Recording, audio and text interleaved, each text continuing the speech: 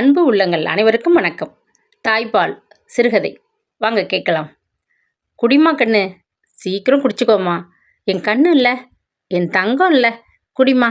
எனக்கு டைம் ஆகுது கண்ணு, பஸ் வந்துடும். சீக்கிரமாக குடிடிமா. என்னடி குழந்த நீ, 2 மடக்க உறிஞ்சி சப்பினதுமே கண்ணை முடிக்கிற.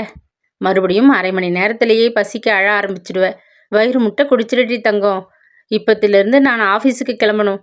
அதுக்கப்புறம் சாயங்காலம் திரும்பி வர்ற வரைக்கும் அம்மா கிட்ட பால் குடிக்க முடியாது. பொட்டி பால் தான். என்னதான் அழுது ஆர்ப்பாட்டம் செஞ்சாலும் உனக்கு அம்மா பால் கிடைக்காது. குடிச்சிட்றீ கண்ணு. குழந்தையை உலுக்கி எழுப்பி எப்படியாவது தன் மார்பில் சுரக்கும் பாலை குடிக்க வைத்துவிட வேண்டும் என்று முயன்று பார்க்கிறது அந்த தாய் உள்ளம். கன்னத்தில் சுண்டினாலும், காதில் கிள்ளினாலும், தொடையில் கிச்சு கிச்சு மூட்டினாலும், திடுக்கிட்ட கண்களை திறந்து பார்த்து ஒரு முறை மார்பு காம்பை உறிஞ்சி சப்பு கொட்டி மறுபடியும் கண்ணை மூடி தூங்கி விடுகிறது அந்த பிஞ்சி குழந்தை. அது என்னமோடி கர்மம், உனக்கு வாயில வச்சதுமே தூக்கம் வந்துடுது. தாய் நொந்து கொண்டே குழந்தையை படுக்கையில் கிடத்திவிட்டு ஜாக்கெட்டை சரி செய்து கொண்டு எழுந்து நின்றாள். ஆபீஸுக்கு போவதற்குள் குழந்தைக்கு வயிறார பால் குடித்து விட வேண்டும் என்பது அந்த தாயின் ஆதங்கம். 1 மாதம் கூட ஆகாத சிறிய சிசுவை விட்டு விட்டு போவதற்கு ஒரு பக்கம் வருத்தம்.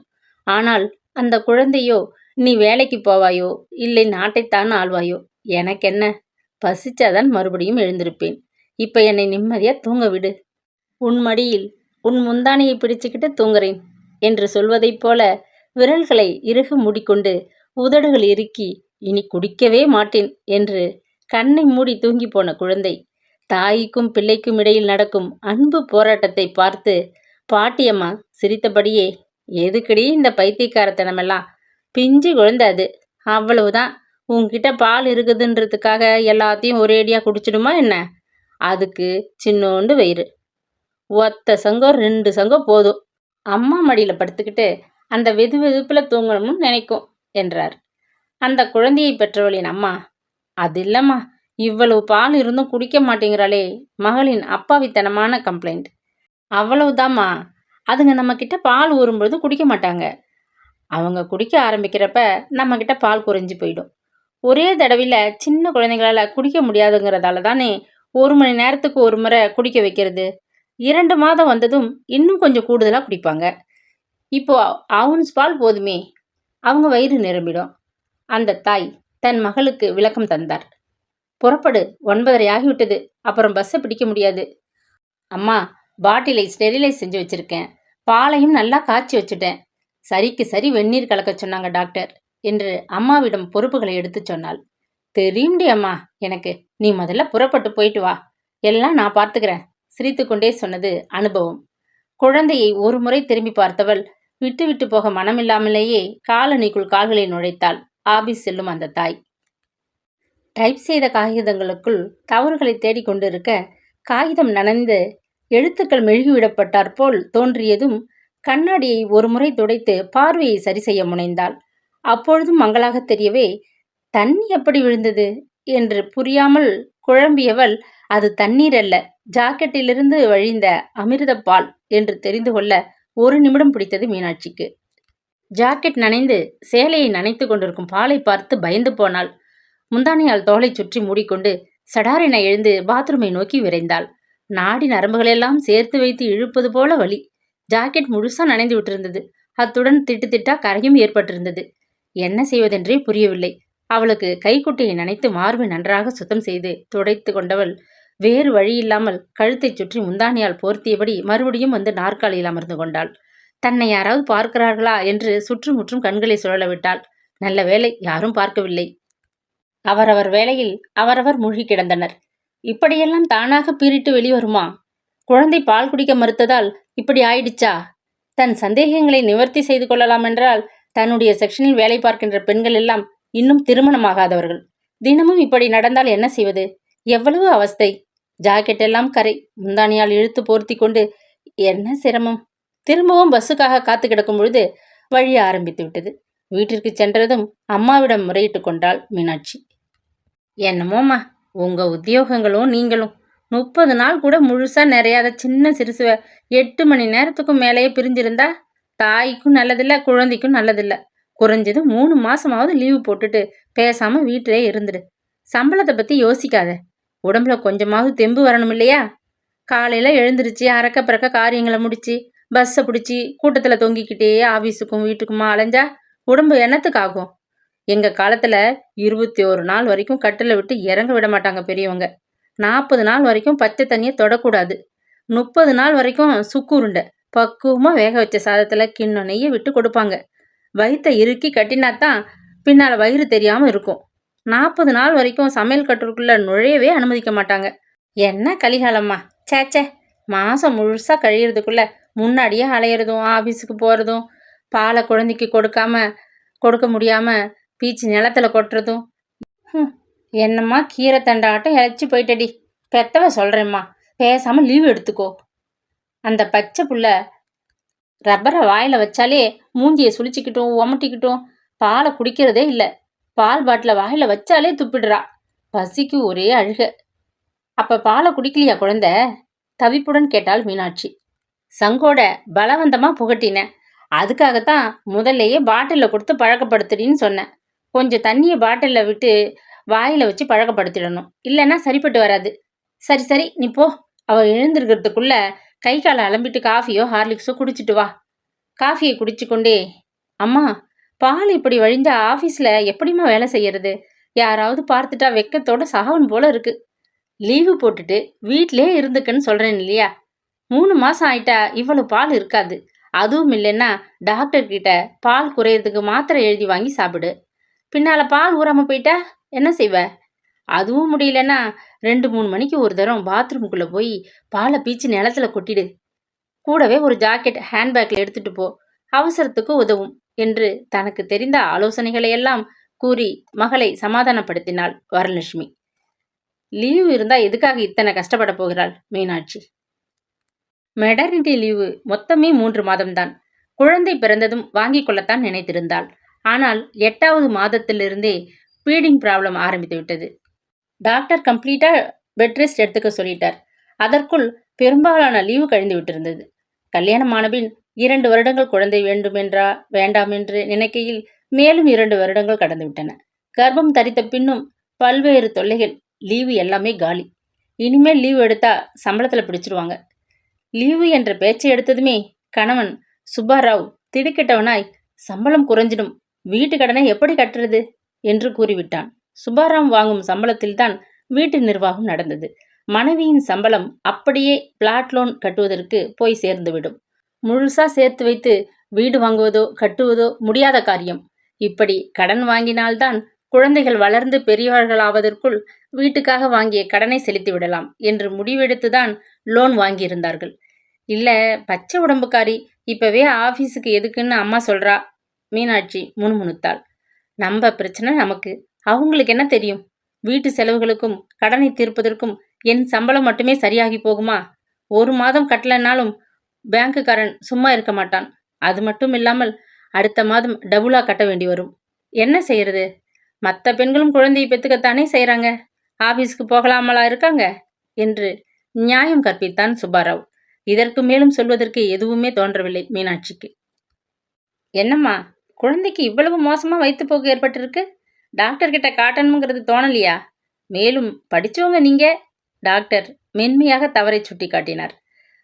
புட்டிப்பால் புகட்ட ஆரம்பிச்சதுனால பிடிக்காம இப்படி ஆயிடுச்சு டாக்டர் என்று மீனாட்சி தயக்கத்துடன் பதில் சொன்னாள். இப்பவே எதுக்காக புட்டிப்பால் ஆரம்பிச்சிங்க? ஏன் உங்ககிட்ட பால் இல்லையா? பால் இருக்கு டாக்டர்.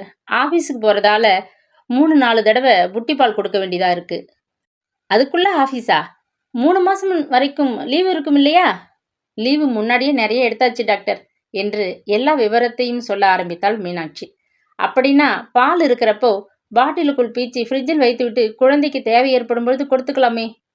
மீனாட்சி ஆச்சரியத்துடன் பார்த்தாள். டாக்டரின் பேச்சு அவளுக்கு புது செய்தியாக தெரிந்தது. அப்படியெல்லாம் செய்யலாமா? பெஸ்ட் ரிகவரி என்று மெடிக்கல் ஷாப்பில் கிடைக்கிறது. பம்பு செஞ்சா ப்ரெஷரில் பால் சீசாவுக்குள் வடிந்துவிடும். குழந்தைகளை இழந்த தாய்மார்கள், மார்பில் பால் கட்டி வலியோடு அவஸ்தைப்படுபவர்கள் பெஸ்ட் ரிகவரியை உபயோகித்து பாலை உறிஞ்சி எடுத்து வெளியே கொட்டி விடுவார்கள். நீங்கள் அதை வாங்கி உபயோகிச்சுக்கோங்க.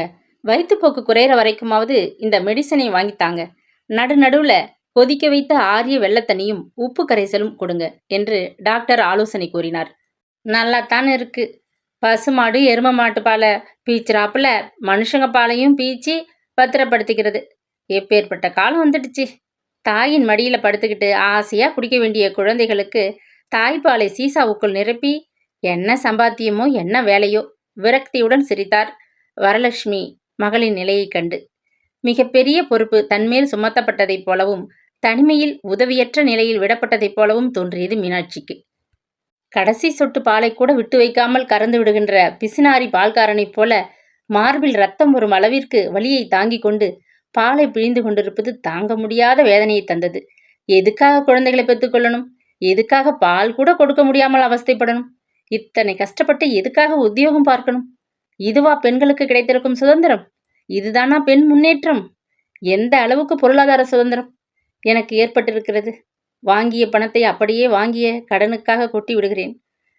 வீட்டிற்காக, ஃப்ரிட்ஜுக்காக, டிவி, கிரைண்டர், குக்கர்களுக்காக ஏதாவது கேட்டால் இதெல்லாமே உங்க சௌகரியத்துக்குத்தானே, உங்க சந்தோஷத்துக்குத்தானே என்று பெண்கள் மேல் பழிய போடுகிற கணவன் வாயை மூடிக்கொண்டு செக்கு மாட்டை போல ஆபீஸிற்கும் வீட்டுக்கும் அலைய வேண்டியதுதான். என்னடி அம்மா கூப்பிட்டுக்கிட்டே இருக்கேன், காதில் வாங்கிக்காம என்ன யோசனை? ஒன்றுமில்லம்மா, பாலை சீசாவுக்குள் பத்திரப்படுத்துவதை பற்றித்தான். கொஞ்ச நாள் போனா புத்தம் புதிய தாய்ப்பால் இங்கே கிடைக்கும்னு போர்டு மாட்டி விற்கும் காலமும் வந்துடலாம். அதுக்கும் மேலே பாலை பாக்ஸரைஸ் மில்கிற்காக வேலைக்கு போகிற தாய்மார்கள் குழந்தைகளுக்கு வாங்கி கொள்ளலாம் போலும். நல்லாத்தான் இருக்கு உன் யோசனைகள். ஒருவேளை அப்படிப்பட்ட நாட்கள் வந்தாலும் வரலாம். அம்மா ஊருக்கு செல்லும் நாள் நெருங்கி வரத் தொடங்கியதும் பெரிய திகில் பிடித்து விட்டது மீனாட்சிக்கு. அம்மாவை பிரிந்திருக்க வேண்டுமே என்ற பயம் அல்ல, குழந்தையை கிரஸில் விட வேண்டுமே என்ற வருத்தமும் திகிலும் தான். இவ்வளவு சின்ன குழந்தையை காலையில் தயார்படுத்தி பால் பாட்டில், துணிகள், மருந்துகள் மற்றும் தேவையான அனைத்தையும் முடிந்தெடுத்து வைத்து மைல்கள் தூரத்தில் இருக்கும் கிரஸில் விட்டு வருவதும் தூக்கி வருவதும், சமையல் முதல் வீட்டு வேலைகள், பஸ் பிடித்து ஆபீஸ் செல்வது, மாலையில் நிலைக்கையிலேயே அழுகையாய் வந்தது. மனதில் சுமை ஏறி இருந்தது. எப்படிம்மா நீ போயிட்டா? கண்கள் பணித்தன. என்ன செய்யலாம்? எத்தனை நாள் தான் இங்கே தங்கி இருக்க முடியும் சொல்லு? அங்கே அப்பா தனியாக கஷ்டப்படுறாரே. பிறந்த வீட்டுக்கு வந்தோம், பிள்ளையை பெற்று 3 மாதம் வரைக்கும் ரெஸ்ட்டில் இருந்தோம்.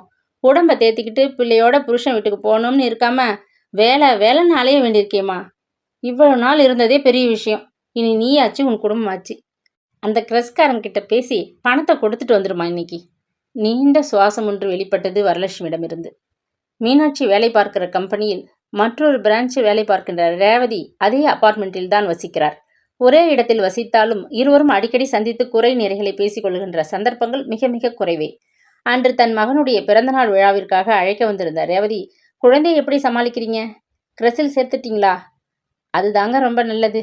இந்த வேலைக்காரங்க பொறுப்புலையோ வீட்லேயோ ஆளை அமர்த்தி வச்சுட்டு போகிறதோ சரிப்படாதுங்க. வீட்டில் பொறுப்பாக குழந்தைய பார்த்துப்பாங்களா? பாலை நேரத்துக்கு கொடுப்பாங்களா?